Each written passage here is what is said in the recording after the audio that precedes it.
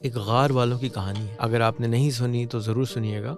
एक सोक्रेटिस की कहानी है। 2500 साल पहले भी वो बता रहा है, एक इंसानों की नस्ल थी जो सिर्फ गारों में रहती थी, कभी उन्होंने ज़िंदगी में रोशनी नहीं देखी थी। तो एक आदमी गलती से उस गार से 4-5 जनरेशन के बाद बाहर निकल गया। तो बाहर गया तो उसको कुछ नज़र भी नहीं आता था, देख भी नहीं सकता था। थोड़े दिन के बाद उसको आदत हो गई कि यार यही रोशनी है, असल तो चीज़ ये है। वो वापस जाता है कि जी बाहर निकलो, रोशनी है, तो उसको मार देते हैं क्योंकि उन्होंने कभी रोशनी नहीं देखी होती, तो वो उसको मार देते। ये आज की कहानी नहीं है, ये 2500 साल पुरानी कहानी। जब मैंने ये पहली दफ़ा कहानी सुनी तो मैंने अपना सर पकड़ लिया कि यार मैं भी एग्जैक्टली उसी तरह का आदमी हूँ जो गलती से बाहर चला गया। तो फिर सोक्रात ने समझाया कि समझाना कैसे है। उसने कहा किसी को नहीं बताना है, किसी को लाइट के बारे में नहीं बताना है, सवाल करना है। जब आप सवाल करेंगे कि ऐसा क्यों होता है, ऐसे क्यों होता है, तो वो आपसे खुद आपको जवाब देगा। फिर आपने अगला सवाल करना है। आहिस्ता आहिस्ता वो अपने उस ग्राउंड पे पहुंच जाएगा जहाँ उसकी रूट थी, उसको वो जवाब ही नहीं मिलेगा। फिर आप उसको बताएं अच्छा क्या ख्याल है इसके बारे में, ऐसा नहीं हो सकता। फर्ज करें कि आपका पेन जो है बहुत ज्यादा है लाइफ में, तो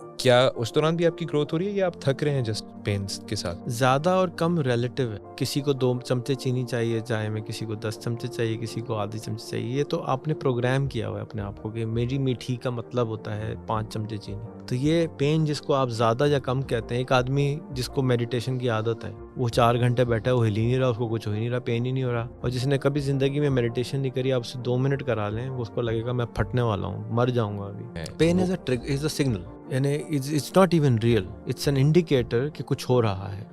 तो अगर फॉर एग्जांपल मेरा हाथ जल रहा है तो आपको नजर आ रहा है कि हाथ जल रहा है, तो आप हाथ जलने से बचा लें। लेकिन मतलब फिजिकल पेन है। इमोशनल पेन जितने हैं वो तो है ही नहीं, वो तो सब फेक है। जब हम स्कूल, कॉलेज, यूनिवर्सिटी के प्रोसेस से गुजरते हैं तो हमारी क्लास में 40 बच्चा, उस एक क्लास में 40 बच्चों में से 2 हमारे बेस्ट फ्रेंड बन जाते हैं एक साल में, और 38 में से 8 जो हैं वो नॉर्मल फ्रेंड बन जाते हैं, और शायद 10 ऐसे होंगे जिनका हमें कभी नाम भी नहीं याद रहेगा। लेकिन हमने उनके कपड़े भी देखे हैं, हमने उनकी मुस्कुराहट भी देखी है, हमने उनका चश्मा भी देखा है, उनकी आंखें भी देखी हैं, उनकी परफॉर्मेंस भी देखी है, और हम उनके शागिर्द होते हैं, हम उनसे सीख रहे होते हैं, लेकिन हमें उनके शायद नाम भी याद नहीं रहे होते। यही फिलॉसफी है 500 म्यूचुअल फ्रेंड की, कि आपको लगता है कि आप उनसे कुछ नहीं सीख रहे, या वो आपसे इंटरेक्ट नहीं कर रहे, आपसे इनबॉक्स नहीं कर रहे, आपको मैसेज नहीं कर रहे, लेकिन आप उनकी न्यूज़ फीड में हैं और वो आपकी न्यूज़ फीड में है। और ये आज से 120 साल पहले मार्क ट्वेन ने कहा था कि अगर आपको इग्नोरेंस खत्म करनी है तो दुनिया घूमना शुरू कर दें, तो आपके अंदर से इग्नोरेंस खुद ही खत्म हो जाएगी। इग्नोरेंस खत्म हो जाएगी, आपके अंदर से जो बायसनेस है वो कम हो जाएगी, आपके अंदर से जो कम्युनलिज्म है वो खत्म हो जाएगी। जितने भी आपके बायसेस हैं वो फर्क होना शुरू हो जाएंगे। जब आप दुनिया देखेंगे कि लोग कॉकरोच भी खाते हैं, लोग बंदर भी खाते हैं, ये कैसे लोग हैं, तो हम तो घिन आती है। लेकिन आप 4-5 दिन तक देखते रहते हैं तो घिन खत्म हो जाती है, एक्सेप्ट कर लेते हैं कि अच्छा उनके कल्चर में अलाउड है।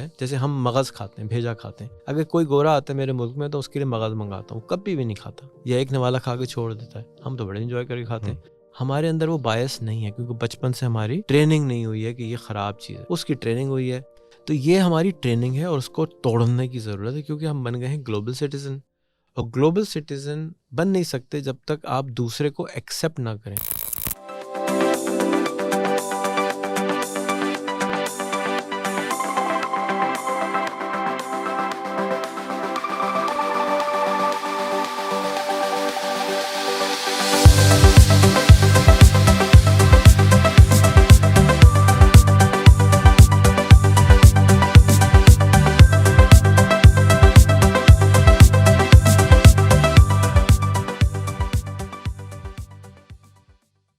अस्सलाम वालेकुम, मेरा नाम है फ़हद मुर्तज़ा और आप देख रहे हैं सक्सेस कास्ट। आज की पहली एपिसोड है।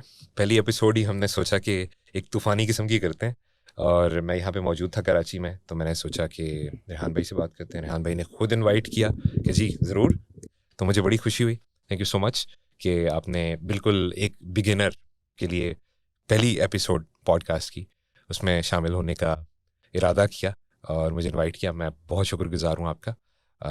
अस्सलाम वालेकुम। सो इन्हें तो आप सब जानते हैं, इनकी तारुफ की कोई ज़रूरत नहीं, इसलिए मैंने तारुफ ही नहीं कराया। लेकिन तारुफ ये है कि ये रेहान अल्लाह वाला है, और सोशल मीडिया के ऊपर आपने इनकी एक चीज़ तो लाजमी देखी होगी कि ये लोगों को कहते हैं कि मेरे साथ 500 म्यूचुअल फ्रेंड्स आप ऐड करें। तो मेरी इनसे जो डिस्कशन स्टार्ट हुई थी वो ये हुई थी कि इसका क्या फ़ायदा है 500 बंदों को साथ में ऐड करने का, क्या वो मुझसे क्या सीखेंगे, क्योंकि वो ऐड तो कर लेते हैं उसके बाद वो गायब हो जाते हैं।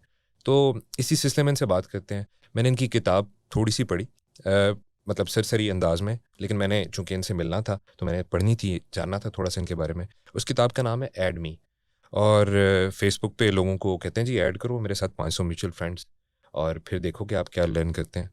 सो पूछते हैं इनसे मज़ीद एडमी के बारे में कि बताएं इस किताब का क्या मकसद था, और 500 बंदे क्यों ऐड किए जाएं, और क्या इसका फ़ायदा है। देखिए, फ़ायदे नुकसान दोनों मैंने किताब में डिफ़ाइन किए हैं। सबको रिकमेंड करूँगा कि वो डाउनलोड करें, और फ्री है, और डाउनलोड करके पढ़ लें, ख़रीदना चाहें ख़रीद के पढ़ लें। जब हम स्कूल, कॉलेज, यूनिवर्सिटी के प्रोसेस से गुज़रते हैं तो हमारी क्लास में 40 बच्चे होते हैं। उस एक क्लास में 40 बच्चों में से 2 हमारे बेस्ट फ्रेंड बन जाते हैं एक साल में, और 38 में से 8 जो हैं वो नॉर्मल फ्रेंड बन जाते हैं, और शायद 10 ऐसे होंगे जिनका हमें कभी नाम भी नहीं याद रहेगा। लेकिन हमने उनके कपड़े भी देखे हैं, हमने उनकी मुस्कुराहट भी देखी है, हमने उनका चश्मा भी देखा है, उनकी उनकी उनकी आंखें भी देखी हैं, उनकी परफॉर्मेंस भी देखी है, और हम उनके शागिर्द होते हैं, हम उनसे सीख रहे होते हैं, लेकिन हमें उनके शायद नाम भी नहीं, याद नहीं रहे होते। यही फ़िलॉसफ़ी है 500 म्यूचुअल फ्रेंड की, कि आपको लगता है कि आप उनसे कुछ नहीं सीख रहे, या वो आपसे इंटरैक्ट नहीं कर रहे, आपसे इनबॉक्स नहीं कर रहे, आपको मैसेज नहीं कर रहे, लेकिन आप उनकी न्यूज़ फ़ीड में हैं और वो आपकी न्यूज़ फ़ीड में है। जब आप कुछ रोश पोस्ट करेंगे, आप कोई चरसी कबाब पोस्ट करेंगे, आप कोई मानसेरा की चीज़ पोस्ट करेंगे, आप कोई इस्लामाबाद की चीज़ पोस्ट करेंगे, तो जो आदमी इस्तोनिया में बैठा हुआ है, अमेरिका में बैठा है, ऑस्ट्रेलिया में बैठा है, वो देखेगा कि ये क्या भला है। उसके कभी उसके सर्कल में टच नहीं करना है उसने। और इसी तरह से जब वो कुछ पोस्ट करेगा तो आप देखेंगे, हो सकता है आप कभी ज़िंदगी में उससे बात भी ना करें। मेरे फेसबुक पे स्टीव वॉज़नियाक होता था, फिर स्टीव वॉज़नियाक ने अपना अकाउंट ही बंद कर दिया। मेरे फेसबुक में, आप पुराने क्योंकि कंप्यूटर यूज़र हैं, एओएल का फाउंडर था, एओएल का फाउंडर स्टीव केस है, one of the richest man in the world है। सीएनएन का मालिक था एक वक्त में वो। वो मेरा दोस्त है, उसकी बीवी मेरी दोस्त है, उसका भाई मेरा दोस्त है, उसका पूरा ख़ानदान मेरा दोस्त है। क्यों दोस्त है? इसलिए कि मुझे उससे दोस्ती करनी थी। तो उसने मुझे ऐड किया, लेकिन थोड़े दिन में मुझे अनफ्रेंड कर दिया, क्योंकि ज़्यादातर ये जो मेरे दोस्त होते हैं वो मुझे अनफ्रेंड इसलिए कर देते हैं क्योंकि वो, ये जो सैलाब आता है दोस्तों का, वो उससे डर जाते हैं कि ये क्या मुसीबत में पड़ गया हूँ मैं, और ये क्यों हो रहा है। जब उनको पता चलता है तो मुझे अनफ्रेंड कर देते हैं। इससे सबसे ज़्यादा नुकसान मुझे खुद होता है कि मेरा जो सोशल कैपिटल है वो ख़राब हो जाता है, और मेरा सोशल कैपिटल में डेंट लगना शुरू हो जाता है। मेरा सोशल कैपिटल या नेटवर्क कैपिटल डिप्लीट होना शुरू हो जाता है, और इसकी मुझे रियलाइजेशन है। लेकिन क्योंकि मैं एक अल्लाह के मांगने वाला हूँ, और मेरा बिलीफ है कि जो हम बांटते हैं वो बढ़ना शुरू हो जाता है, तो जब मैं सोशल कैपिटल अपना कम कर रहा हूँ, यानी कि मेरी वजह से आपका कनेक्शन बना, आपका सोशल कैपिटल वर्थ बढ़ गई, तो मेरे पास से जो डिप्लीट हो रहा है, लेकिन आपका तो बढ़ रहा है। तो अब मेरे पास जो कम हो रहा है उसकी ज़िम्मेदारी मेरी है ही नहीं, वो तो अल्लाह की है। वो मेरा कहीं ना कहीं से सोशल कैपिटल मज़ीद बढ़ा देगा। तो मेरा टारगेट ये होता है कि हम असल में सोशल कैपिटल को ना टॉपिक्स के तौर पे जानते हैं, ना समझते हैं ये क्या भला होती है। इसको दुनिया में सिर्फ एक यूनिवर्सिटी है जो उसके ऊपर मास्टर्स कराती है, कोई पढ़ाता भी नहीं है, एक नया सब्जेक्ट है। और मैं एक सिस्टम्स एंटरप्रेन्योर हूँ। सिस्टम्स एंटरप्रेन्योर ये होता है कि वो सिस्टम्स क्रिएट करता है एंटरप्रेन्योरशिप के ज़रिए, लेकिन वो ऐसे सिस्टम्स होते हैं जिनकी वजह से चेंज आना शुरू हो जाता है, मुआशरती चेंज आना शुरू हो जाता है। आप उसको सोशल इंजीनियरिंग कह लें, आप उसको सोशल जो भी कहना चाहें कह लें, लेकिन मेरा इंटरेस्ट ये है कि मैं अपने मुल्क के लोगों को खामख़ा की गुर्बत से बाहर कैसे निकालूं। और उसके लिए मेरे पास बिलियंस ऑफ डॉलर्स नहीं हैं, लेकिन मेरे पास सोशल मीडिया है, मेरे पास उसकी समझ है, तो मैं वो बांटता हूँ। तो मैं बजाय इसके कि हर एक को कहूँ ये लो, अगर मेरे पास ट्रिलियंस ऑफ डॉलर होते तो मैं क्या करता कि मैं कहता, फ़हद ये लो 10 लाख डॉलर, तुम एक काम करो, एक साल के लिए तो दुनिया का घूमने चले जाओ। और ये आज से 120 साल पहले मार्क ट्वेन ने कहा था कि अगर आपको इग्नोरेंस ख़त्म करनी है तो दुनिया घूमना शुरू कर दें, तो आपके अंदर से इग्नोरेंस खुद ही ख़त्म हो जाएगी। इग्नोरेंस ख़त्म हो जाएगी, आपके अंदर से जो बायसनेस है वो कम हो जाएगी, आपके अंदर से जो कम्युनिज़म है वो ख़त्म हो जाएगी, कम्युनलिज़म है वो ख़त्म हो जाएगी। जितनी भी आपके बायसेस हैं वो फ़र्क होना शुरू हो जाएंगे कि जब आप दुनिया देखेंगे कि लोग कॉकरोच भी खाते हैं, लोग बंदर भी खाते हैं, लोग जो हैं वो मकोड़े भी खाते हैं, ये कैसे लोग हैं? तो हम तो घिन आती है। लेकिन आप 4-5 दिन तक देखते रहते हैं तो घिन ख़त्म हो जाती है, एक्सेप्ट कर लेते हैं कि अच्छा उनके कल्चर में ये ओके अलाउड है। जैसे हम मगज़ खाते हैं, भेजा खाते हैं, अगर कोई गोरा आता है मेरे मुल्क में तो उसके लिए मगज़ मंगाता हूँ, कभी भी नहीं खाता, या एक नवाला खा के छोड़ देता है, हम तो बड़े इन्जॉय करके खाते हैं। हमारे अंदर वो बायस नहीं है क्योंकि बचपन से हमारी ट्रेनिंग नहीं हुई है कि ये ख़राब चीज़ है, उसकी ट्रेनिंग हुई है। आप लुइसियाना जाएंगे तो वहाँ पर मेंढकों की टांगें खाई जाती हैं, बड़े शौक से खाई जाती हैं, यहाँ पे तो कोई नहीं खाता। तो ये हमारी ट्रेनिंग है और उसको तोड़ने की ज़रूरत है क्योंकि हम बन गए हैं ग्लोबल सिटीज़न, और ग्लोबल सिटीज़न बन नहीं सकते जब तक आप दूसरे को एक्सेप्ट ना करें, बर्दाश्त नहीं, एक्सेप्ट करें कि वो आपसे फ़र्क है। दो चीज़ें होती हैं। मेरे एक दोस्त ने, मैं एक अपने फेसबुक पे पोस्ट करता था कि मैं 10 टॉलरेंट लोगों की तलाश में हूँ, मुझे यही लफ्ज़ पता था। तो कहता था ये क्यों तलाश करते हो? मैंने कहा तो अच्छे लोग होते हैं। कहता है अच्छे लोग कैसे होते हैं? मैंने कहा वो तो टॉलरेट करते हैं सबको। कहता है वो एक दिन फटेंगे तो। मैंने कहा यार तो बड़ी अच्छी बात है। की तरह। तो मैंने कहा फिर क्या तलाश करना चाहिए? कहते हैं आपको एक्सेप्ट, ऐसे लोग तलाश करने चाहिए जो दूसरों को एक्सेप्ट करते हो, आप जैसे भी हों। मुझको आप तकलीफ नहीं दे रहे, मेरे माशरे को तकलीफ नहीं दे रहे, तो आप ठीक हैं।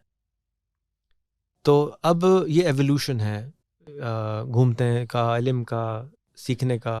अब मैं क्योंकि सबको $10 लाख नहीं दे सकता कि जाओ दुनिया घूमो, तो मैं कहता हूँ एक काम करो, मेरे 500 दोस्त चोरी कर लो, फेसबुक के ऊपर ही घूमना शुरू कर दो, फेसबुक के ऊपर ट्रैवल शुरू कर दो। आप मानसेरा के गांव में रहते हो, कोई बात नहीं, अब आपके दोस्त इस्तोनिया में हैं, मोंटीनेग्रो में हैं, रवांडा में हैं, अमेरिका में हैं, जिनके नाम भी कभी ज़िंदगी में आपके वहम गुमान में भी नहीं आए कि मानसेरा के बाहर भी कोई दुनिया है। मानसेरा से ज़्यादा खूबसूरत कोई जगह नहीं, लगा तुम क्या सब बात करते हैं। वो उस माइंडसेट से नहीं निकलेगा जब तक वो खुद नहीं घूमेगा। बिल्कुल। तो आज प्लेटो की किसी की किताब में एक गार वालों की कहानी है, अगर आपने नहीं सुनी तो ज़रूर सुनिएगा, कि सोक्रेटिस की कहानी है। 2500 साल पहले भी वो बता रहा है कि जो एक इंसानों की नस्ल थी जो सिर्फ गारों में रहती थी, कभी उन्होंने ज़िंदगी में रोशनी नहीं देखी थी। तो एक आदमी गलती से उस गार से 4-5 जनरेशन के बाद बाहर निकल गया। तो बाहर गया तो उसको कुछ नज़र भी नहीं आता था, देख भी नहीं सकता था। थोड़े दिन के बाद उसको आदत हो गई कि यार यही रोशनी है, असल तो चीज़ ये है। वो वापस जाता है कि जी बाहर निकलो, रोशनी है, तो उसको मार देते हैं क्योंकि उन्होंने कभी रोशनी नहीं देखी होती नहीं। तो वो उसको मार दे। ये आज की कहानी नहीं है, ये 2500 साल पुरानी कहानी। जब मैंने ये पहली दफ़ा कहानी सुनी तो मैंने अपना सर पकड़ लिया कि यार मैं भी एग्जैक्टली उसी तरह का आदमी हूँ जो गलती से बाहर चला गया। तो फिर सोक्रात ने समझाया कि समझाना कैसे है। उसने कहा किसी को नहीं बताना है, किसी को लाइट के बारे में नहीं बताना है, सवाल करना है। जब आप सवाल करेंगे कि ऐसा क्यों होता है, ऐसे क्यों होता है, तो वो आपसे खुद आपको जवाब देगा। फिर आपने अगला सवाल करना है, फिर आपने अगला सवाल करना है। आहिस्ता आहिस्ता वो अपने उस ग्राउंड पे पहुंच जाएगा जहां उसकी रूट थी, उसको वो जवाब ही नहीं मिलेगा। फिर आप उसको बताएं अच्छा क्या ख्याल है इसके बारे में, ऐसा नहीं हो सकता। तो आपके ख्याल में सेल्फ एक्चुअलाइजेशन का एक आसान तरीका, जिस जिस फॉर्मूला को ज़्यादातर, मुझे पता है कि हर एक का अपना एक तरीक़ाकार है सेल्फ एक्चुअलाइजेशन का, किसी को अकेले रहना पड़ता है, किसी को जंगलों में जाना पड़ता है, किसी को बयाबान में, किसी को गार में जाके तलाश करना पड़ता है अपने आप को। तो आपके ख्याल में सेल्फ एक्चुअलाइजेशन का क्या तरीका है, या ये बहुत अर्ली है बहुत इंसानों के अर्ली लिए? है, पाकिस्तानियों के लिए अर्ली है। पहले उन्हें वो उस हद तक खुशहाल होना है जहाँ पे वो अपने आप को मैं भी पाने सेल्फ की। एक्चुअलाइजेशन कराना चाहता था लोगों को, लेकिन जैसे कि हम ऑफ द कैमरा बात कर रहे थे कि आप चाहते थे कि लोग वर्डप्रेस के अंदर सुपर एक्सपर्ट हो जाएं। प्रॉब्लम यह है कि वो ABCD नहीं आती नहीं उनको। आती। तो हमारे मुल्क में ज़्यादातर लोगों की रिक्वायरमेंट पैनाडोल और डिस्प्रिन की है, हम उनको कीमोथेरेपी कराना चाहते हैं। जी। तो जब तक वो उनका सर का दर्द नहीं, जब जिस आदमी के सर में दर्द हो रहा हो आप उसको लाख समझाते रहें तो वो समझ ही कुछ नहीं आनी है। तो आपने पहले उसको पैनाडोल देनी है, डिस्प्रिन देनी है, रिलैक्स करना है, पेट भरना है, बीवी देनी है, बच्चे देने हैं, दोस्त देने हैं, घर के कंफर्ट से चू चू चाचा चाचा ख़त्म करानी है, ट्रैफिक जैम ख़त्म करना है। अब वो सेल्फ बिल्कुल, अब वो जंगल बेयाबान में जा सकता है क्योंकि अब जंगल बेयाबान में वो अफोर्ड कर सकता है जाना, पहले तो अफोर्ड ही नहीं कर सकता था जाना। जी। बीवी बच्चों ने शोर करना है, घर वालों ने शोर करना है, गाड़ी नहीं है, हज नहीं कराया, उम्रा नहीं कराया, ची ची पापा जब तक ख़त्म नहीं होगी आप भूल जाएं कि आप जंगल में जा सकते हैं। या तो आप बुधा थे ना, बुधा भी बादशाह के बेटे थे। बेटे थे। तब निकले सेल्फ वरना नहीं एक्चुअलाइजेशन निकल के लिए, सकते थे ना कि घर में रोला पड़ा हुआ है, आप जा रहे हैं कि जी तभी मैं लाइट self मिली, actualization। तब बिल्कुल। तो यू हैव टू अंडरस्टैंड कि आपकी इकोनॉमिक्स जब तक नहीं ठीक होगी, जब तक आप उस दलदल से बाहर नहीं निकल सकते जिसमें हम खामखाए में फंसे हुए हैं। अच्छे अच्छे ख्यालात भरे पेट के साथ आते हैं, नहीं, ख्यालात तो पहले भी आ रहे होते हैं, लेकिन उस लेकिन पर अच्छे एक्शन नहीं होते ले हो। सकते। अच्छा, आप एक्शन इसलिए नहीं ले सकते कि यार मिसाल के तौर पे एक गरीब आदमी है, वो कहता है जी मैं एंटरप्रेन्योर बन जाता हूँ। भाई एंटरप्रेन्योरशिप का जर्नी एक थोड़ा मतलब वो आलू बेचेगा तो कल से आमदनी शुरू हो जाएगी, लेकिन वो करीम बनाएगा तो आमदनी तो ट्विटर बना लेगा तो 10 साल में आमदनी नहीं होगी। तो आमदनी के साइकिल है ना, तो इसलिए उसको वो काम करना चाहिए जिससे कल से आमदनी शुरू हो जाए। फ्रीलांसर बन जाए, ऑनलाइन काम शुरू कर दे आज के ज़माने में, तो वो कल से आमदनी शुरू हो सकती है, 1 महीने में आमदनी शुरू हो सकती है। ना कि ये कि मैं करीम बनाऊंगा, ऊबर बनाऊंगा, दुनिया बदलूंगा। बदले, लेकिन जब बदले जब पहले घर बदल चुका हो। तो खुशहाली का आपके ख्याल में आगाज़, इंसान की खुशहाली का आगाज़ कब शुरू होता है आपके ख्याल में? इंसानी की खुशहाली का आगाज़ जब शुरू होता है जब वो सोच ले कि मैं खुशहाल हूँ। वो खुश है या खुशहाल है? क्योंकि खुशहाल मेरे नज़दीक बहुत सी चीज़ें हैं, लेकिन खुश होना, हाल में जो खुश है जी, वो खुशहाल जो है। हाल में खुश है वो खुशहाल जो है। प्रेजेंट में खुश है, हाल इज़ प्रेजेंट, जी, जिसी भी हाल में हो वो खुश है। क्योंकि देर इज़ नो जो सबसे बड़ा प्रॉब्लम है कि हम ना प्रेजेंट में नहीं रहते, हम या तो फ्यूचर में रहते हैं या पास्ट में रहते हैं। जो भी हाल में खुश है वो खुशहाल है, वही खुशहाल है। क्योंकि जो भी हो रहा है वो सब टेम्परेरी है। आज है नहीं है, मर जाए, दौलत है नहीं है, सब टेम्परेरी है। शोर है, आप 1 घंटा हंस नहीं सकते, अब 1 घंटा रो नहीं सकते। हम सब टेम्परेरी फेज़ में। अल्लाह के रसूल ने कहा कि सल्लल्लाहु अलैहि वसल्लम ने कि आपकी ज़िंदगी ऐसी है जैसे कि आप साए के नीचे सफ़र में लेटे हुए हैं, थोड़ी देर के बाद आँख खुल जाएगी, आगे चले जाना है। या ऐसी है कि आपने समंदर में उंगली डाली, बाहर निकाली, ये ज़िंदगी है, छोटी सी ज़िंदगी है। लेकिन उस छोटी जब कर्ब में गुजर रहे होते हैं उस वक्त बहुत पेन हो रहा होता है, उसको बर्दाश्त नहीं कर पा रहे होते, और उस ना करने वाले बर्दाश्त के टाइम को हम सफ़रिंग समझने लगते हैं। सफ़रिंग नहीं होती, वो ग्रोथ हो रही होती है। कुछ अंग्रेज़ी का सफ़र है और कुछ उर्दू का सफ़र। अच्छा, तो इस सफ़र में खुशहाली के लिए, खुशहाली मतलब ज़ाहिर बात है हर बंदा खुशहाल नहीं है, तो कोई भी खुशहाल नहीं है। कोई भी खुशहाल नहीं है, इंसान किसी हाल में खुश नहीं रहता। हमने एक मज़मून पढ़ा था और वो बड़ा ही खूबसूरत मज़मून था उर्दू में, किसी बड़े अच्छे ऑथर का था, मुझे याद नहीं उनका नाम क्या था, 10वीं की किताब में था। तो हर बंदा एक नई परेशानी में था, किसी को अपने बच्चे की फ़िक्र थी, किसी के गुर्दे ख़राब थे, किसी का कोई प्रॉब्लम चल रहा था। तो आप जिससे खुश वही है जिससे आपने बात की और उसने आपको कुछ बताया नहीं है अपने बारे में, तो खुश वही है जिससे आप मिले नहीं हैं अभी। तो आपके ख्याल में खुशहाली आने का पहला स्टेप क्या है इंसान के लिए? क्योंकि आप दिमाग की खुशी की भी स्टडी रखते हैं, शौक़ रखते हैं, तो मुझे जो एक चीज़ मिली है, वो जो समझ आई है, वो ये है कि हम 2 इंसान हैं। हम एक आदत हैं और हम एक सोचने वाले इंसान हैं। जो आदत वाला इंसान है वो सबकॉन्शियस ब्रेन है, और जो हम हैं, जो सोच समझ सकते हैं, वो कॉन्शियस ब्रेन है। हमारा जो कॉन्शियस ब्रेन है वो सब कॉन्शियस ब्रेन के सामने 1% है, 99% सब कॉन्शियस ब्रेन है। ताकतवर उसके पास है, मसल उसके पास है, हाथी जैसा है, उसको हम कंट्रोल नहीं कर सकते। तो उसको कंट्रोल करने की जो टेक्निक मुझे मिली है उसको मेडिटेशन कहते हैं, जिसको हिंदी में ध्यान देना कहते हैं। जो कि हम बचपन से सुनते तो हैं, ये ध्यान दो, लेकिन ये किसी ने नहीं समझाया था कि ध्यान कैसे देते हैं।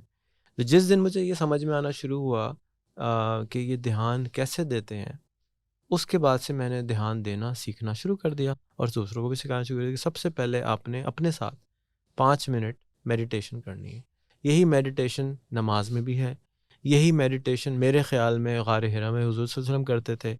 यही मेडिटेशन आपको रात को अल्लाह के सामने रोने को भी कहती है कि फ़ोकस करो, अपने सब कॉन्शियस की आदतों को कंट्रोल करोगे। अब वो तुम्हें कहेगा नाक के नमाज के दौरान कि मुंह पे मक्खी बैठी है, खुजली हो रही है, सर खुजाना है, आपने नहीं करना है। आपने अपने सब कॉन्शियस को कंट्रोल करना है कि मुझे खुजली हो रही होने दो, मैंने नहीं खुजाना है। मुझे याद आ रहा है, वापस ले आओ दिमाग को। मुझे ये काम है, वापस ले आओ दिमाग को। फोकस करो उस पे जिस पे प्रेजेंट हो, हाल में हो जाओ। जैसे ही आप हाल में आना शुरू होंगे, फिर आप ये रियलाइज़ करेंगे कि हर चीज़ टेम्परेरी है। तो जब हर चीज़ टेम्परेरी है गम है, खुशी है, तो आप इमोशंस के अंदर गिवन नहीं करेंगे। जो सब कॉन्शियस है वो आदतन आपको इमोशन देता है, उसके पास हार्मोन्स का पावरफुल बम है। वो आपको एस्ट्रोजन देगा, वो आपको टेस्टोस्टेरोन देगा, वो आपको डिफरेंट हार्मोन्स देगा और उसके ज़रिए आपको कंट्रोल कर लेगा। एक लड़की सामने से गुजरेगी अच्छे कपड़े पहनी हुई, आपको हार्मोन का इंजेक्शन लगेगा, आप कहेंगे ओह, तो सब कॉन्शियस ऑन हो जाएगा, कॉन्शियस बंद हो जाएगा। अब आप ड्रग्ड हैं, अब आप अपनी हालत में नहीं हैं, अब आप बिल्कुल जैसे जैसे शराब में धुत हैं, तो अब आप नशे की हालत में, अब आप खुद बंद हो गए। जैसे मैंने कहा दो हैं, तो आपका जो कॉन्शियस है वो बंद हो गया, सब कॉन्शियस ऑन हो गया। लेकिन एवरीथिंग इज टेम्परेरी।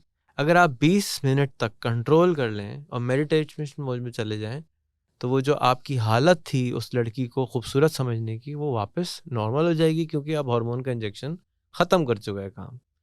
फिर आपको भूख लग रही है, अब आप पागल हो रहे हैं, भूख से पागल हो रहे हैं, वैशी हो रहे हैं। वैशी हो रहे हैं क्या मतलब? इसलिए कि आपका जो वैशियाना ब्रेन, जिसको लिम्बिक ब्रेन कहते हैं, वो ऑन हो गया है। अब आप नहीं हैं, भूख में पागल हो रहे हैं, तो अब क्या करें? 20 मिनट सब्र कर लें। जैसे ही आप 20 मिनट सब्र करेंगे, वो फिर इंजेक्शन कम हो जाएगा, क्योंकि कॉन्स्टेंटली इंजेक्शन लगाया जा रहा है, दिमाग हार्मोन का इंजेक्शन, डिफरेंट हार्मोन का इंजेक्शन दिया जा रहा है। अब आप फिर कंट्रोल से बाहर हो गए। इसी तरीके से भूख, शहवत, गुस्सा, गुस्से में आ गए, कुछ हो जाए, गुस्से की हालत में 20 से 30 मिनट तक हिलना नहीं है, बैठे जाओ यूं करके। हुजूर कहते हैं कि बैठे हो तो खड़े हो जाओ, खड़े हो तो जी, लेट मैं यही जाओ, तो चलना शुरू कर कहता दो। हूँ, आधे घंटे की वॉक पे चले जाएं अपनी किसी। हालत को तब्दील करें। हाँ, अगर आपको क्यों, उस हालत को तब्दील करने से जो हार्मोन का इंजेक्शन है गुस्से का, वो न्यूट्रलाइज हो जाता है। अगर ये बातें हम समझ लें तो हम हाल में खुश होना शुरू हो जाएंगे। अब हम बन जाएंगे खुशहाल। लेकिन जब, क्योंकि हम कंट्रोल्ड हैं, हमें यही भी नहीं पता कि हम कंट्रोल, लेकिन हम कंट्रोल अपनी इमोशन से कंट्रोल हैं, तो ये सारी चीज़ें हमें कंट्रोल कर लेती हैं और हम अपना कंट्रोल, रिमोट कंट्रोल किसी और के हाथ में दे देते हैं, चाहे वो हमारा अपना सबकॉन्शियस ब्रेन हो या किसी और को। एक आदमी ने गाली दी, हम पागल हो गए। अरे, इसका क्या मतलब? इसका मतलब है कि आपने अपनी ज़िंदगी का पूरा रिमोट कंट्रोल किसी और को दे किसी को दिया, दे दिया। तो आप तो आज़ाद ही नहीं हैं। तो हम आज़ाद ही नहीं हैं। और इस वक्त ज़्यादातर लोगों को, क्योंकि ये बात का समझ नहीं है इस तरह से जैसे मैंने समझाया है, क्योंकि मुझे खुद बहुत किसी ने नहीं समझाया था, मुझे बहुत स्टडी करना पड़ा, समझना पड़ा कि दिमाग ऐसे क्यों है। और अभी भी मैं शायद अशर व शीर भी नहीं जानता हूँ, शायद मैंने बहुत सारे हार्मोन्स के नाम गलत लिए हों, समझ गो, लेकिन मैंने अपना तजुर्बा डिफ़ाइन किया है कि ये मैंने एक्सपीरियंस की हैं चीज़ें, और ये आप आराम से इनसे गुजर सकते हैं। और आराम से इसलिए नहीं क्योंकि शुरू में पेन होगा, हर ग्रोथ का के लिए अंदर तकलीफ। पेन होता है। जी हाँ, stress plus rest for growth. क्योंकि जितने भी एथलीट्स हैं जिनसे मैं मिला हूँ और जिनकी बारे में मैंने किताबें पढ़ी हैं, वो ये कहते हैं कि ग्रोथ के लिए स्ट्रेस प्लस रेस्ट। बिल्कुल इसी तरह से जिस तरह आप जिम जाते हैं तो पहले आप वेट लिफ्टिंग करते हैं तो आपके मसल्स डिस्ट्रॉय होते हैं, लेकिन फिर आपकी बॉडी में वो सिस्टम ट्रिगर होता है जब आप रेस्ट करते हैं, जिसमें उनको बिल्ड किया जाता है, और जो चीज़ टूटती है वो अगली दफ़ा ज़्यादा स्ट्रॉन्ग बिल्कुल ऐसे बनती है, अगले दिन फिर वही होता है। और इसी तरह से वक्त गुजरने के साथ साथ स्ट्रेस के साथ रेस्ट जब आपको मिलता है तो आपकी ग्रोथ होती है। और मेरे ख्याल से तकलीफ़ भी शायद इसीलिए ज़रूरी है कि आपकी ग्रोथ हो, या ग्रोथ, तकलीफ़ जो है वो एक ऐसी चीज़ है जो कि खामखा होनी है, इसका कोई पर्पज़ नहीं है। आपका क्या ख्याल है? पेन पेन, जिसको हम जी कहते जी। हैं, वो इंडिकेटर है कि आप ग्रो कर रहे हैं। और फ़र्ज़ करें कि आपका पेन जो है बहुत ज़्यादा है लाइफ में, तो क्या उस दौरान भी आपकी ग्रोथ हो रही है या आप थक रहे हैं जस्ट पेन के साथ? ज़्यादा और कम रिलेटिव है। किसी को 2 चमचे चीनी चाहिए चाय में, किसी को 10 चमचे चाहिए, किसी को आधे चमचे चाहिए। ये तो आपने प्रोग्राम किया हुआ है अपने आप को कि मेरी मीठी का मतलब होता है 5 चमचे चीनी। तो ये पेन जिसको आप ज़्यादा या कम कहते हैं, एक आदमी जिसको मेडिटेशन की आदत है, वो 4 घंटे बैठा है, वो हिल ही नहीं रहा, उसको कुछ हो ही नहीं रहा, पेन ही नहीं हो रहा। और जिसने कभी ज़िंदगी में मेडिटेशन नहीं करी, आप उससे 2 मिनट करा लें, वो उसको लगेगा मैं फटने वाला हूँ, मर जाऊँगा अभी। तो पेन की कमी, मतलब इंसान जितने भी हैं पेन वो इज़ अ सिग्नल, सिग्नल। यानी it's not even real, it's an indicator कि कुछ हो रहा है। जी तो जी जी। अगर फॉर एग्जांपल मेरा हाथ जल रहा है, तो आपको नज़र आ रहा है कि हाथ जल रहा है, तो आप हाथ जलने से बचा लें। लेकिन मतलब फिजिकल पेन है, इमोशनल पेन जितने हैं जी। वो तो है ही नहीं, वो तो सब फेक है। There is no such thing as emotional pain. जैसे मैंने हार्मोन्स की सिर्फ और सिर्फ, जैसे मैंने आपको दोबारा समझाता हूँ, मेरे ख्याल में 20 मिनट के लिए आपको एक इंजेक्शन लगाता है दिमाग पेन का। अब आप अगर उसको 20 मिनट तक बर्दाश्त कर लें तो वो कम होना शुरू हो जाता है, लेकिन आप बर्दाश्त करने के बजाय और सोचें तो सेकंड इंजेक्शन आ जाता है। तो अब अगर आपने 5 मिनट बाद फिर सोचा है फलाने का इंतकाल हो गया है, अब वो 25 मिनट हो गया, फिर 5 मिनट गुजरे, फिर आपने बर्दाश्त नहीं किया, फिर एक और इंजेक्शन लग गया तो अब 30 मिनट हो गया। कुछ लोग सारी जिंदगी उससे साइकिल से बाहर ही नहीं निकल पा रहे होते। तो meditation helps you break that cycle and do a surgery on your own mind. Mind is not a physical thing, it's a software. आप रिकोड कर सकते हैं माइंड को। तो माइंड एंड ब्रेन में यही फ़र्क है कि ब्रेन इज़ हार्डवायर्ड और आप हार्डवायरिंग चेंज कर सकते हैं। और जो ब्रूस लिप्टन की जो सारी थ्योरी है एपिजेनेटिक्स की, वो तो कहते हैं जेनेटिक प्रोग्रामिंग भी आप चेंज कर सकते हैं, आप अपना जेनेटिक कोड रीराइट कर सकते हैं। मैं तो नहीं हुआ ब्रूस लिप्टन, लेकिन that's what he is saying. Eugenix basically यही है, करचे उसके क्या वो अच्छा है या बुरा है ये एक अलग सब्जेक्ट है, लेकिन मैं ये समझता हूँ कि ठीक है जी, इंसान की ग्रोथ के लिए ये सब चीज़ें ज़रूरी हैं। और पेन की जहाँ तक आपने बात की, तो मैं एक रिसर्च पढ़ रहा था, उसमें उन्होंने दिमाग की तस्वीरें खींची, तो इमोशनल पेन और फिजिकल पेन को दिमाग बिल्कुल एक तरह से रजिस्टर करता है। बिल्कुल अजीब सी बात है कि आपकी कलाई टूटना या आपके किसी प्यारे का मर जाना, ये दिमाग कलाई के टूटने का सोचना भी सेम है जी। तो इमोशनल पेन दिमाग बिल्कुल एक तरह से रजिस्टर करता है, जो कि बड़ी अजीब सी बात है। अब इस पेन को मैं समझता हूँ कि there is no pain, then if there is no pain there is no gain. लेकिन वो मैंने बताया ना कि अगर आप पेन ही की लूप में फंसे हुए हैं तो आप ग्रो नहीं कर रहे, ठीक है, आप जस्ट पेन बर्दाश्त कर रहे हैं। तो उस पेन को कम करने का एक तरीका तो आपने ये बताया कि आप मेडिटेशन करें, अगर आप रिलीजियस हैं नमाज पढ़ें, रेस्ट करें, स्ट्रेस के बाद रेस्ट आपको चाहिए। इसके अलावा आपके ख्याल में कौन से तरीके हैं जिससे आप अपनी स्ट्रेस को मैनेज कर सकते हैं, इस तरह की स्ट्रेस को मैनेज कर सकते हैं, पेन को मैनेज कर सकते हैं? मुझे तो और नहीं मालूम। नहीं मालूम, लेकिन ये भी बहुत अच्छी बात है।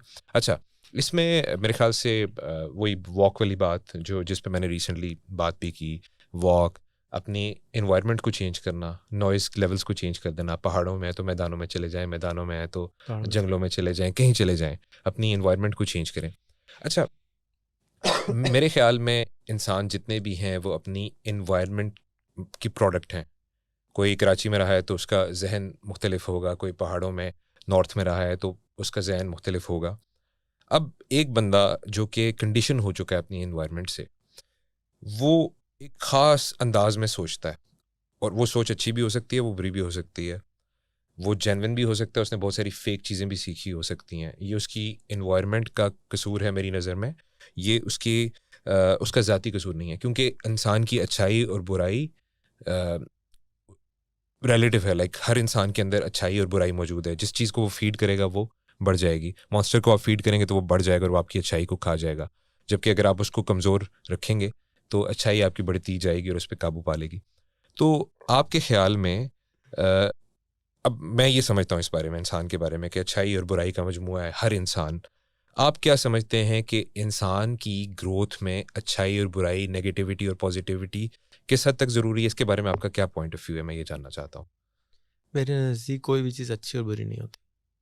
ये देखने वाले की आँख होती है और उसका बायस होता है और उसका इल्म होता है कि जिसको वो ख़राब और अच्छा कहता है। हर मुसलमान हिंदू को बुरा या यहूदी को बुरा, और हर हिंदू जो है वो समझता है कि पाकिस्तान में गड़बड़ लोग रहते हैं। तो ये बायसनेस होती है जो इल्म दिया गया, जैसे आपने कहा कि माहौल ने ट्रेनिंग कर दी। तो अब एज अ ह्यूमन बीइंग, जैसे ह्यूमन बीइंग की इर्तिका हो रही है, हम एक नए डायमेंशन में एंटर कर रहे हैं। पूरी इंसानियत, सिर्फ 100 मिलियन लोग थे 1900 सदी में, आज 8 बिलियन हो गए। तो इंसान की ग्रोथ, और फिर पॉवर्टी कम होती जा रही है, एजुकेशन बढ़ती जा रही है, गुर्बत कम होती जा रही है। As a humanity we are entering into a phenomenal abundance time, right? Phenomenal time. I mean, जिसने किताब अबंडेंस नहीं पढ़ी ज़रूर पढ़नी चाहिए। इट्स अ ब्यूटीफुल टाइम जिस वी लिव इन। उसको हमने खामखा में स्ट्रेसफुल बनाया हुआ है और उसकी ज़रूरत नहीं है, क्योंकि अबंडेंस इतनी है, लेकिन उस अबंडेंस की अवेयरनेस मिसिंग है। And that's what I am trying to do and I request everybody else to do, कि अबंडेंस मौजूद है, लेकिन आप, जैसे दरिया बह रहा है पानी में, और कोने पे बैठ के हम प्यासे बैठे हैं। ये हाल है इस वक्त तो हमारा। उस एबंडेंस को किस तरह से टैप किया जाए? अब हमारे मुल्क में देखें, हर सोशो इकोनॉमिकल सर्कल के लोग मौजूद हैं। एक ऐसा बंदा भी मौजूद है जिनमें 300 रुपये कमाता है, ऐसा है जो कि 2000 कमाता है दिहाड़ी में या कुछ इस तरह से, और बाज़ औक़ात वो भूखा भी रहता है। बाज़ बंदों को ये फ़िक्र भी होती है कि कल मैंने अगर दिहाड़ी ना लगाई तो मेरे तो बच्चे भूखे मरेंगे। अब उन बंदों के सोशल स्टेटस को किस तरह से अपलिफ्ट किया जाए जो कि सिर्फ खाने के चक्कर में मसरूफ़ है? क्या वो अपनी उस जनरेशन को, अपनी ही जनरेशन को इम्प्रूव कर सकता है, या उसको अपने आपको भूल जाना चाहिए, उसको सिर्फ अपने बच्चों पे फोकस करना चाहिए कि चलो मैं तो तकलीफ़ में हूँ, मैं बर्दाश्त कर रहा हूँ, मैं दिहाड़ी लगा रहा हूँ? उस बंदे को क्या करना चाहिए अपने बच्चों की ग्रोथ के लिए? क्या करे वो? मेरा बिलीफ है कि 2030 तक हम $12,000 पर कैपिटा पे पहुंच जाएंगे, ये पूरे पाकिस्तान के लिए है ये पूरे बात? पाकिस्तान के। मेरा और बिलीफ ये है किस ये। तरह से हम अचीव करेंगे ये चीज़? बिलीफ तो बिलीफ होता है, जी, जी। किस तरह का पता नहीं। जैसे ये बिलीफ मिसाल है के या तौर फेथ पे है? दोनों है। दोनों है। फेथ भी है, उसके लिए कोशिश भी है। जैसे मिसाल के तौर पे बिलीफ है कि मरने के बाद जन्नत मिलेगी, उसके लिए कोशिश भी करनी है कि भाई ये गड़बड़ काम नहीं करने हैं, ये काम करने हैं। तो बिलीफ है, कोशिश भी है, प्रैक्टिस भी है। अच्छा। तो मैं तो एज अ तीनों चीज़ें कर रहा हूँ। मेरा बिलीफ भी है, उसके लिए मैं प्रैक्टिस भी कर रहा हूँ, और मेरा ये बिलीफ है कि कल मैं मर भी जाऊँ तो भी हो जाए। हाँ, अच्छा यहाँ पे और सॉरी मैं जी, इंटरप्ट कर जी। रहा हूँ, लेकिन अगर मैं काम करता रहूँ तो शायद 2030 से पहले हो जाए। और उसका फ़ायदा ये होगा कि कम लोग ज़्यादा लोग कम टाइम में अमीर हो जाएंगे या आमदनी हासिल करेंगे। अब कैसे होगा? एक बहुत बड़ा जो गेम चेंजर हुआ है वो है मोबाइल फ़ोन और है इंटरनेट। सर्वेज रिपोर्ट्स अवेलेबल हैं कि जिस इलाके में एक स्टूपिड फ़ोन आ जाता है विदाउट स्मार्टनेस, 10 लोग गुर्बत से बाहर आ जाते हैं। और मेरा ये ख्याल है कि जहाँ स्मार्टफोन आ जाता है वहाँ पे 50 से 100 लोग गुर्बत से कम होना शुरू हो जाते हैं। क्यों? इसलिए कि अब उनकी कनेक्शन बढ़ना शुरू हो रहे हैं। व्हाट्सएप पे ग्रुप में शामिल होना शुरू हो जाते हैं, फेसबुक टिकटॉक पे आना शुरू हो जाते हैं। वो अपने उस छोटे से बबल जिसमें 150 लोग रहते थे गांव में, उससे बाहर आना शुरू होते हैं। तो उनकी अवेयरनेस का लेवल आहिस्ता आहिस्ता ऊपर जाना शुरू हो जाता है। अब एक गांव का एक लड़का है, बच्चा है, नौजवान है, औरत है, मर्द है, जो भी है, वो 150 लोगों से ज़्यादा कभी नहीं मिलता था आज से 120 साल पहले। नहीं, 120 की क्या बात करते हैं? मैं आपके सामने बैठा आज हूँ, भी बहुत हमारे सारे हैं। गाँव में जिसमें मैं पैदा हुआ था, 300 घर थे टोटल। तो मैं लिटरली 300 घरों को जानता था, जिनको हम पर्सनली जानते थे। ठीक है। अभी उसी गाँव में इतने घर हैं कि मैं 90% लोगों को नहीं जानता जो दूसरे इलाकों से ज़लज़ले के बाद आए। और या बिल्कुल ठीक कह रहे हैं, मतलब मैंने खुद अपनी आँखों से ये देखा है। और मेरा वो सर्कल वसी इसलिए था कि मैं रेडियो को सुनता था, टीवी को देखता था, फिर लोगों से मिलता था। मेरे पेरेंट्स मुझे मतलब दूसरे शहरों में लेके जाते थे, इस्लामाबाद, लाहौर, और हम लोग मतलब चूँकि एक्सपोजर ज़्यादा था। फाइनेंशियली बेहतर थे, तो मैं मतलब 8 साल का था तो मैं कराची आया, मैंने कराची को देखा। यहाँ पे मैंने ज़िंदगी में पहली दफ़ा कंप्यूटर कोर्सेज़ के बारे में सुना कि लोग फॉक्स प्रो और इस तरह की चीज़ें कर रहे हैं। तो मैंने जाके अपने शहर में चेक किया कि, और मुझे पता चला कि मेरे जानने वाले फैमिली फ्रेंड्स का अपना कंप्यूटर इंस्टीट्यूट है, और मैंने वहाँ से स्टार्ट कर लिया। दैट वाज़ लाइक ईयर 1995, और मैं था कोई 9 साल का। तो मुझे लाइक वो अपॉर्चुनिटी इस वजह से मिली कि मुझे पता था कि मैंने कराची में लोगों को कंप्यूटर के ऊपर प्रिंट पेपर निकालते हुए देखा है और अच्छे-अच्छे फ़ॉन्ट्स में लिखता हुआ देखा है। और वो एक्सपोज़र जो था मेरा ट्रैवलिंग की वजह से, उसने मुझे ये चीज़ सिखाई कि मुझे भी ये चीज़ सीखनी है। और उसकी वजह से मैं अब मेरी लाइफ़ का वो जर्नी स्टार्ट हुआ जहाँ जिसकी वजह से आज मैं यहाँ बैठा आपसे इस मौज़ू पे बात कर रहा हूँ। शायद वो उस तरह ना हो सकता अगर मैं अपने गाँव से ना निकलता और दूसरे शहर ना जाता, एक पाकिस्तान के सबसे बड़े शहर में, जिसमें हर रोज़ हज़ारों की तादाद में लोग अपॉर्चुनिटीज़ तलाश करने के लिए आते हैं। मैं घूमने-फिरने आया था, लेकिन स्टिल मुझे एक अपॉर्चुनिटी दिखाई दी, और उसकी वजह से मैं मतलब अपना काम भी अच्छा कर सका, पढ़ाई भी अच्छी कर सका। और उसकी वजह से मुझे बिल गेट्स का पता चला कि भई इस नाम का भी एक बंदा है जो कि बिलियनियर है, जिसने टेक्नोलॉजी से सारा कुछ बनाया, वो हर बंदे के घर में कंप्यूटर पहुँचाना चाहता है। मैंने कहा मेरे घर में तो नहीं है। फिर मैंने उसके लिए कोशिश शुरू कर दी कि भई अब मेरे घर में किस तरह से आएगा। तो मैंने वो चीज़ें सीखी, और मेरे अब्बू को पता चला कि ये बड़ा शौक रखता है, और मैं यूनिवर्सिटी में गया तो पहले दूसरे सेमेस्टर में उन्होंने मुझे कंप्यूटर लेके दिया। तो like it was 29,400 rupees at that time. It was a lot of money back in 2001 I guess. और वो पेंटियम 4 था, और he spent a lot of money on that. और मुझे कहते हैं कि इसका तुम करोगे क्या? मैंने कहा जी 1-2 हफ्ते बाद आपको बताऊंगा। तो वो 1-2 हफ्ते तो नहीं लगे मुझे, तकरीबन 3 से 4 महीने लगे थे, क्योंकि जिस जगह पे मैं कंप्यूटर रखा हुआ था वहाँ पे प्रॉपरली काम करने की भी जगह नहीं थी, एनवायरनमेंट नहीं थी। तो जब मैंने काम करना शुरू किया तो मुझे like I was able to make Pakistani, उस ज़माने में कोई 50 रुपए का था या 55 रुपए का था डॉलर। तो मैंने कोई 8,000 रुपये 2 हफ्ते में कमा के घर में जब लाए। अच्छा, अब मेरे घर वाले परेशान हो गए, ये पैसे इसने इतने ज़्यादा कमाए कहाँ से हैं, कोई गलत काम तो नहीं कर रहा। फिर उन्होंने पूरी इन्वेस्टिगेशन की कि किस तरह से कमाते हैं, मुझसे पूछा। और मैं यूनिवर्सिटी के पहले सेमेस्टर में था या दूसरे में था, और बैक इन 2002 या 1 जब मैं बात कर रहा हूँ तब की, वहाँ उस वक्त ये था, ये कोई 18 साल पुरानी बात है या 19 साल पुरानी बात है। तो उस वक्त मुझे उन्होंने लाइक बड़ा अप्रिशिएट किया कि बहुत अच्छा है, सारा कुछ है, लेकिन अपनी पढ़ाई करो ना, स्टिल कि पढ़ाई पे फोकस करो, ये चीज़ें टेम्पररी हैं, हवाई रोज़ी है या इस तरह से कुछ नहीं होता, क्योंकि उनको नहीं पता था। और मैंने अपने एक रिलेटिव है उनको कहा, तो उन्होंने, चूँकि वो समझते थे फ्रीलांसिंग, तो मुझे उन्होंने मजाक में कहा कि दूसरों के सामने जब मैंने कहा कि जी फ्रीलांसिंग करता हूँ, तो कहते फ्री में काम करते हो, क्योंकि कोई अंडरस्टैंडिंग नहीं थी आज से 20-22 साल पहले लोगों की कि फ्रीलांसिंग होती क्या है। अभी मैं आज हमारा जिस तवसत से मुलाकात हुई, एक फ्रीलांसिंग फेस्टिवल था जिसकी वजह से हमारी मुलाकात हुई, और ऐसे कई हो रहे हैं हर कोने कोने में पाकिस्तान के। और छोटे छोटे बच्चे लाइक 16 साल के, 14 साल के, they are making like $2,000 a month, जबकि हमारे वक्त में ऐसा कुछ नहीं था। हम डायलअप पे काम कर रहे थे और we could barely make like $50 a week और सो। लेकिन वो एक इंस्पिरेशन थी, वो हमारा एक जर्नी बहुत लंबा था। और जिस तरह से अभी आपने एक और पॉडकास्ट में तज़किरा किया कि वो जर्नी मेरे जैसे बंदे का जो 22 साल का है, वो आजकल के यंग लोगों का 3 से 4 साल में कंप्लीट हो जाता है। उसके बाद उनके पास फर्दर ग्रोथ के लिए बहुत बड़ा वक्त है। तो मेरा अब अगला जो सवाल है जो मैं आपसे पूछना चाहता हूँ कि ग्रोथ को एक्सपेडाइट करना है, ज़ाहिर बात है हमने 2030 तक $12,000 पे लेके जाना है ना हर पाकिस्तानी को। तो उस ग्रोथ को एक्सपेडाइट, अब हमारे पास साल भी कम है, 8 साल रहते हैं, तो उस 8 साल में हम किस तरह से इस लेवल पे जाएंगे? मतलब ये एक दीवाने का ख्वाब क्यों नहीं दिखता हमें? और अगर दीवाने का ख्वाब नहीं है तो हम उस ख्वाब को किस तरह से अचीव करेंगे? सही है। जैसे कि मैंने कहा कि हम जिस ज़माने में रह रहे हैं वहाँ पर कॉन्स्टेंटली लेफ़्ट एंड राइट इल्म का दरिया बह रहा है और हम प्यासे हैं। तो हमें ज़्यादा मेहनत करने की ज़रूरत नहीं है, दरिया के कोने के ऊपर मटका और ग्लास की दुकान बनाने की ज़रूरत है। यानी लोगों को सिर्फ उस दरिया से पानी निकाल के अपनी प्यास बुझाना सिखाना है, और वो दरिया यूट्यूब पे है, गूगल पर है, दैट्स ऑल। अगर हम इसमें कामयाब हो जाते हैं तो वो अपनी प्यास खुद बुझा सकता है। हमें ज़्यादा मेहनत करने की ज़रूरत अब बची नहीं, क्योंकि दरिया बह रहा है, सिर्फ उसको पता नहीं है कि दरिया है। एक दूसरा, उससे उसके पास टेक्निक नहीं आ रही कि मैं दरिया से अगर मैंने डोंगा डाला या तो मैं बह ही ना जाऊं।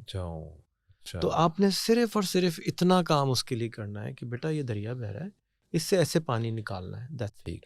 और ये काम आप भी कर रहे हैं, मैं भी कर रहा हूँ। जिस दिन ये मैस स्केल में या कोई भी वायरल वीडियो, चाहे वो मलका की हो, चाहे वो किसी टिकटॉकर की हो, चाहे वो जैसे फॉर एग्जांपल चाय वाला मशहूर हो गया, या जिस तरह से पार्टी हो रही है मशहूर हो गया, जिस दिन ये मशहूर हो गया तो उस दिन ये प्रॉब्लम ख़त्म हो जाए। और ये आपको भी मालूम है या नहीं मालूम है, किसी भी दिन हो सकता है, यानी कल भी हो सकता है, परसों भी हो सकता है, और 5 साल बाद भी हो सकता है।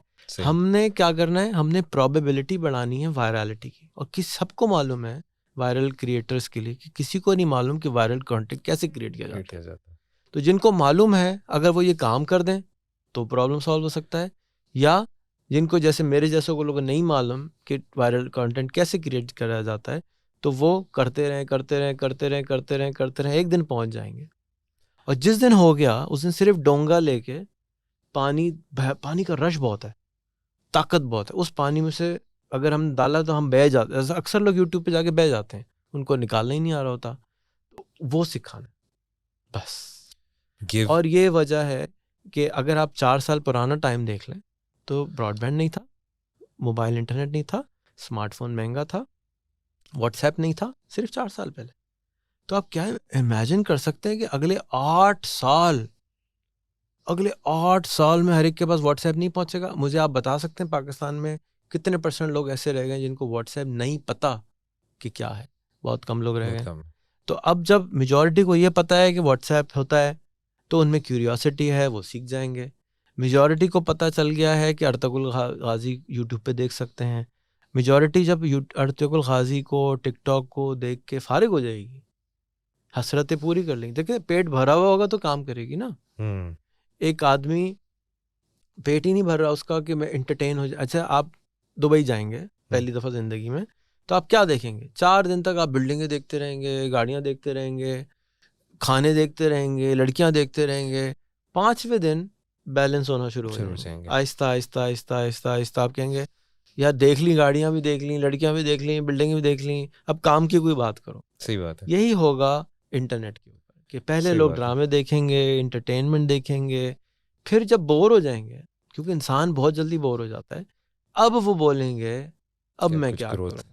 तो अब उनको वो बाय एक्सीडेंट या बाय पर्पस मिलेगा ज़रूर कि ये डोंगा है, ये दरिया है, इसमें से पानी निकाल लो और प्यास अपनी बुझा लो।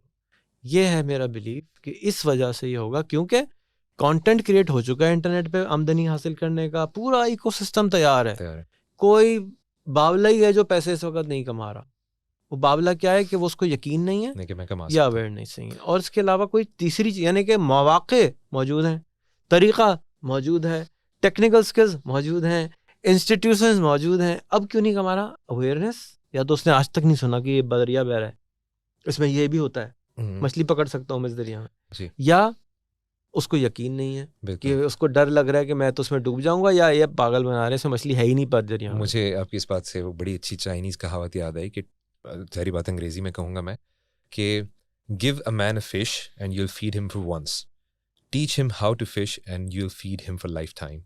सो बस हमें मछली पकड़ना सिखाना है लोगों को, ताकि वो जिंदगी मैं तो समझता हूं मछली पकड़ना सिखाना भी मुश्किल है, सिर्फ पानी डोंगे से निकालना सिखाना इतना आसान है। यानी मछली पकड़ने में तो टाइम लगता है, ये भी एक तो टेक्निक पानी है, सिंपल दरिया बह रहा है, आपने सिर्फ ये मटका, और ये भी मुश्किल है, ये भी उसके लिए मुश्किल है। जैसे मिसाल के तौर पे मैं कराची का हूँ, मैं मानसेरा चले जाऊँ या स्वात चले जाऊँ, दरिया बह रहा है, वो तेज होता है, इतना तेज होता है कि मैं उसमें उतर नहीं सकता हूँ। तो मुझे उतरने के लिए किसी का हाथ चाहिए जो वहाँ का लोकल हो, जो मुझे कहता है रेहान भाई इधर से नहीं, इधर आओ, ये कोना है, यहाँ से शुरू करो, आराम से डूबोगे नहीं, कुछ नहीं होता, मैं भी तुम्हारे साथ खड़ा हूँ, बस इतनी हेल्प चाहिए। मैं आपकी बात समझ गया, क्योंकि मैं एक दफ़ा हैंगिंग ब्रिज से जा रहा था, तो मेरे एक दोस्त है हुंजा का, नज़ीम, उसने वो एक वहाँ पे एक पुल है जिसमें आप देखें तो हैंगिंग ब्रिज है और दूर दूर उसके फटे लगे हुए हैं, तो वो मेरा हाथ पकड़ के मुझे लेके गया। दूसरी दफ़ा अभी इस दफ़ा मैं गया तो मेरे कुछ और दोस्त थे और मुझे नहीं रियलाइज़ हुआ कि मेरे पीछे दोस्त हैं, and I was like jumping through these, दौड़ के मैं गया और पीछे जब मैंने देखा तो मेरा दोस्त उसने उस रस्से को थामा हुआ था और वो डर रहा था कि यार ये क्या हरकतें कर रहा है, and I had no realization कि पीछे जो बंदा है वो खौफजदा है अपनी लाइफ के लिए, जबकि मैं उससे दौड़ता हुआ चला गया हूँ। तो मुझे बिल्कुल आपकी बात से मैं इत्तेफाक करता हूँ कि आपका एक्सपीरियंस जो है या आपका जो खौफ है वो जब आपने दूर कर लिया और उसके ऊपर आपका एक्सपीरियंस भी हासिल हो गया, आपका खौफ भी दूर हो गया, अब आपको टेक्निक भी पता चल गई, तो अब आप दौड़ते हुए गुजर जाएंगे, जबकि किसी और बंदे के लिए आप उसको हाथ पकड़ के लेके जाना दरमियान तक या आखिर तक बड़ा ज़रूरी है। तो 3 चीज़ें हैं एक्चुअली, 2 बताई मैंने। पहला है अवेयरनेस, सेकंड है बिलीफ, और जो सबसे बड़ा आपका दुश्मन है वो है खौफ। जैसे कि जब आपने पहली दफ़ा ऑनलाइन पैसे कमाए तो आपके वालिदैन ने आपके ऊपर शक किया कि ऐसा कुछ होता ही नहीं है, मैंने कभी सुना ही नहीं है कि पैसे ऐसे आ सकते हैं, तुमने बेटा कुछ गड़बड़ की होगी।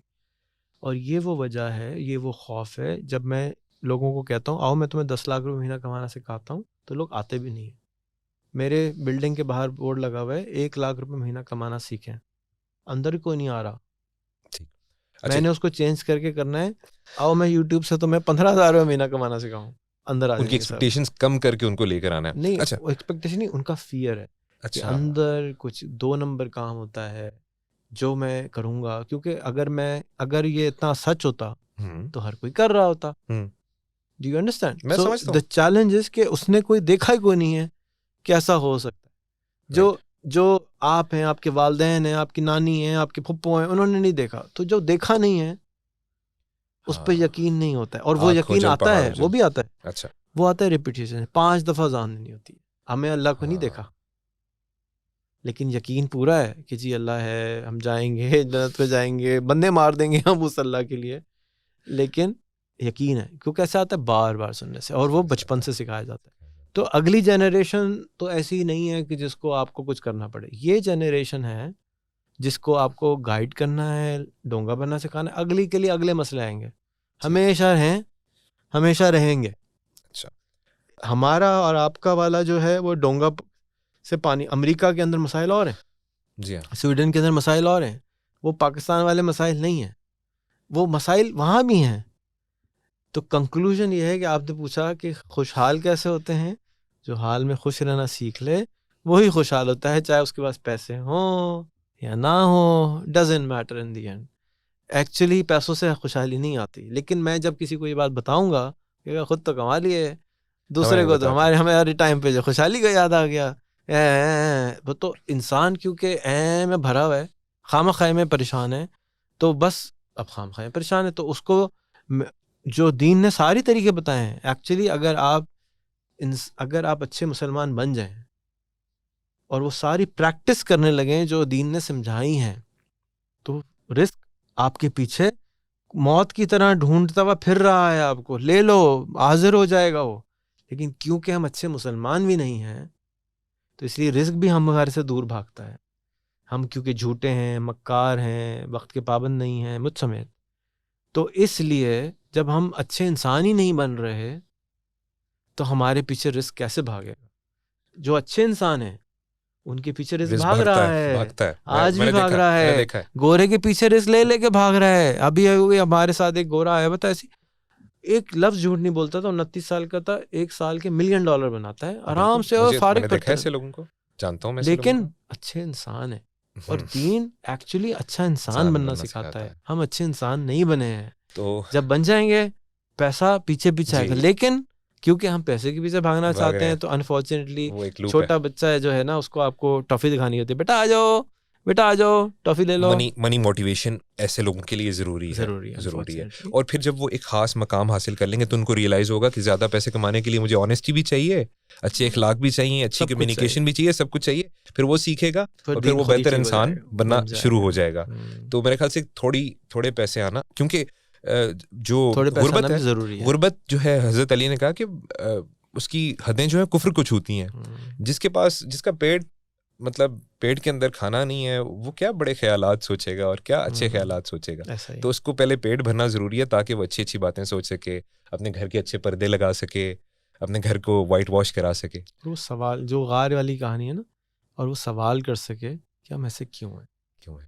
मैंने ये सवाल किया कि हम ऐसे क्यों हैं, मैं दुनिया भर घूमा फिरा, देखा हम ऐसे क्यों हैं, मुझे तो ये सब समझ आया जो मैंने आपको आज सिखाया। अच्छा, आखिर में ना हम इस पॉडकास्ट जिसका नाम सक्सेस कास्ट मैंने रखा है, मैं आपको एक किताब सजेस्ट करना चाहता हूँ। Sorry I am interrupting. कोई बात नहीं। उसका नाम है पावर वर्सेस फोर्स। वो आपके लिए ज़रूरी किताब है क्योंकि यू आर अ थिंकर, और जिस तरह से IQ लेवल अगर लो हो तो उसको कहते हैं कि रिटार्डेड है, इसको लिए ख़ास स्कूल चाहिए, ख़ास तरीक़े से सिखाना है। इसी तरह से इन्होंने कॉन्शियसनेस का स्कोर निकाला है। वो ये कहते हैं कि अगर बंदे का कॉन्शियसनेस का स्कोर 0 to 1000 है टोटल, उसमें से 200 से नीचे है तो अभी वो इंसान नहीं बना है। आप उसको इंसान की तरह ट्रीट नहीं कर सकते। तो इसलिए थोड़ी सी आपको किताब समझनी पड़ेगी कि वो किस लिए बता रहा है। और जैसे ही वो कोई 220 पे टच करता है, उसका रिस्क खुल जाता है, उसके सारे मसले सॉल्व हो जाते हैं। और सक्सेस कास्ट की ये पहली एपिसोड थी। मेरा ख्याल है कि आखिर में हमेशा मैं जब भी किसी अच्छी मूवी को मैंने देखा है तो वो कुछ सवालात के जवाब आपको नहीं देते, वो आप पे छोड़ देते हैं। इसीलिए मूवीज़ की अल्टरनेटिव एंडिंग रिकॉर्ड की जाती है और बाज़ औक़ात सारी अल्टरनेट एंडिंग्स नहीं दिखाई जाती, सवाल ओपन एंडेड छोड़ दिया जाता है। तो यहाँ पे मैं चाहूँगा कि रेहान भाई, पाकिस्तानी फ्रीलांसर्स, यंग लोग जो कुछ नया करना चाहते हैं और पाकिस्तान में $12,000 अ ईयर मिनिमम लेकर आना चाहते हैं, उनके लिए एक ओपन एंडेड सवाल छोड़ें जिसके आंसर हमें कमेंट्स में मिलेंगे और हम उनसे ये सवाल पूछना चाहेंगे। एक ओपन एंडेड सवाल है और इस सवाल को मैं किसी और से पूछूंगा नेक्स्ट पॉडकास्ट में, देखूंगा वो क्या जवाब देते हैं। लेकिन यहाँ पे ये एक सवाल होगा जो कि हम लोगों से पूछेंगे और लोग इसका जवाब देंगे कमेंट्स में। तो आप अपना सवाल पूछें लोगों से। देखो दोस्तों, भाइयों बहनों, हमारा मुल्क बहुत ही ज़बरदस्त मुल्क है। हमारा मुल्क में 5 दरिया हैं, दुनिया के 5 बड़े माउंटेन्स हैं, हर वक़्त +50 और हर वक़्त -50 डिग्रीज़ टेम्परेचर होता है। ऐसे दुनिया में शायद ही कोई 5-6 मुल्क होंगे, ऐसे मुल्क हैं नहीं। और फिर हमारे मुल्क के अंदर सबसे ज़्यादा ताकतवर जो चीज़ है वो है इंसान। सिंगापुर के अंदर भी इंसान है, पाकिस्तान में भी इंसान है। सिंगापुर पानी, सब्ज़ी, फ्रूट, गाड़ी कुछ भी नहीं पैदा करता और दुनिया का 10वां अमीर तरीन इंसान है मुल्क है। 7 मिलियन सिर्फ उसमें लोग रहते हैं। हमारे से शायद बहुत परसेंटेज निकालें तो हमारा 3-4% भी नहीं बनता है। तो क्या हमारे मुल्क में 4-5% ऐसे लोग नहीं हैं जो सिंगापुर वाली खोपड़ी रखते हो? क्या हम $55,000 साल का नहीं कमा सकते? क्या आप मेरी बात सुन रहे हैं, आपको यूट्यूब चलाना नहीं आता क्योंकि आप देखिए यूट्यूब फेसबुक पे रहे? तो आपको किसने रोका है कि आप अपने मुल्क के अंदर अपने लिए और दूसरों के लिए ये आमदनी नहीं पैदा करते? सिंगापुर सर्विस बेस्ड कंट्री है, कुछ नहीं है उसके पास। मैंने कहा ना, पानी भी नहीं है, मलेशिया से इंपोर्ट करना पड़ता है। हमको किसने रोका? ये सवाल। बहुत बहुत शुक्रिया आपका, बहुत अच्छा लगा आपसे मिलके। और पहली दफ़ा इतनी लॉन्ग फॉर्म हमने पॉडकास्ट रिकॉर्ड की, और ये पहली नहीं होगी क्योंकि बहुत से ऐसे सवालात हैं, जैसे कि आखिरी सवाल था, इसके जवाब चाहिए जो कि बहुत से लोगों से मिलेंगे। और आपसे एक दफ़ा दोबारा भी मुलाकात होगी, और इंशाल्लाह फ्यूचर में हम उस वक्त मिलेंगे जब बहुत से सवालों के जवाब हम पा चुके होंगे जो आज हमने पूछे हैं और कुछ का जवाब देने की कोशिश की है। बहुत बहुत शुक्रिया जी, once again, thank you so much. Thank you.